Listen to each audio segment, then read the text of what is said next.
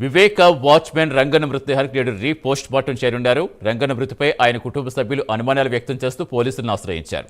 దీంతో నేడు మరోసారి రంగన్న మృతదేహం వెలికితీసి నమూనాలు సేకరించనున్నారు. నేడు 4 వైద్యులతో కూడిన బృందం పులివెందులకు వెళ్లనుంది. సిట్ రెవెన్యూ అధికారుల సమక్షంలో పోస్ట్ మార్టం చేయనున్నారు.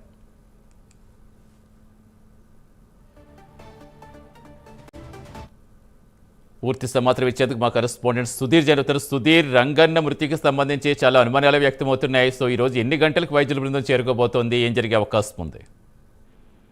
Good morning Satish. ముఖ్యంగా చూసుకుంటే మాజీ మంత్రి అయినటువంటి వైఎస్ వివేకానంద రెడ్డి హత్య కేసులో అయితే గనక ప్రధాన సాక్షిగా ఉన్నటువంటి వాచ్మెన్ రంగన్న అయితే గనక 2 రోజుల క్రితం కూడా ఆయన అనారోగ్యంతో కూడా మృతి చెందాడు. అయితే దీనిపైన కూడా పూర్తి స్థాయిలో ఎవరైతే భార్య సుశీలమ్మ కూడా పూర్తి స్థాయిలో తన భర్తను హత్య చేశారంటూ కూడా పోలీసుల ముందు కూడా ఆమె సంచలనంగా మాట్లాడిన పరిస్థితి ఉంది.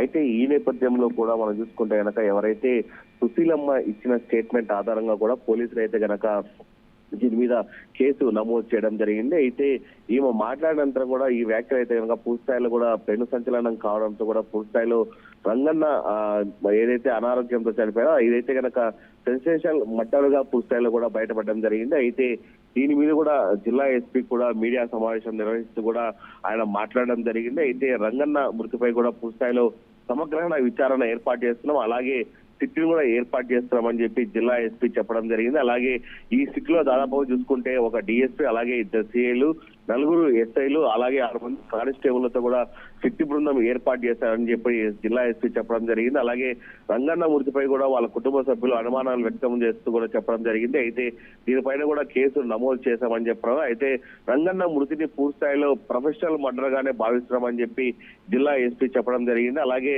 రంగన్న మృతిపైన కూడా పెద్ద ఎత్తున కూడా ఆరోపణలు ఉన్నాయి. ఈ నేపథ్యంలో కూడా చూసుకుంటే కనుక మనం ఈ రోజు రంగన్న మృతదేహానికి అయితే కనుక మరోసారి కూడా పోస్ట్ మార్టం కూడా చేరున్నారు. అయితే ఇప్పటికే మనం చూసుకుంటే కనుక పులివెందుల లయోలా కాలేజ్ పరిసర ప్రాంతాల్లో చూసుకుంటే కనుక పెద్ద ఎత్తున కూడా పోలీస్ బలగాలకు మోహరించి ఉన్నాయి.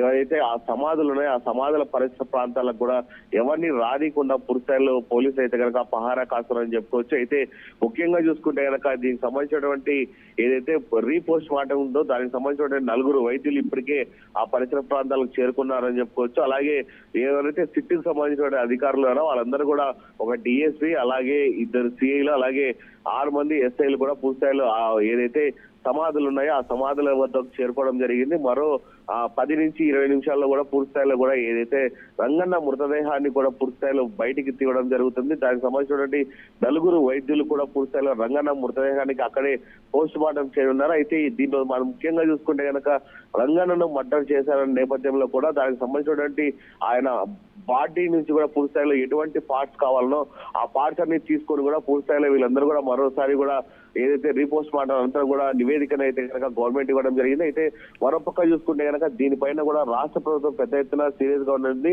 అలాగే మంత్రులు కూడా పూర్తిస్థాయిలో క్యాబినెట్ లో కూడా దీని మీద కూడా పెద్ద ఎత్తున చర్చించే అంశం అయితే ఉంది. అయితే దీని నేపథ్యంలో కూడా మరోసారి అయితే కనుక రంగన్న మృతదేహాన్ని అయితే కనుక రీపోస్ట్ మార్టం చేసేందుకు అయితే కనుక ఇప్పటికే అక్కడికి 4 వైద్యులతో కూడుకున్నటువంటి బృందం అయితే మనకి అక్కడ చేరుకుందని మనం చెప్పుకోవచ్చు Satish. Right, thank you Sudheer.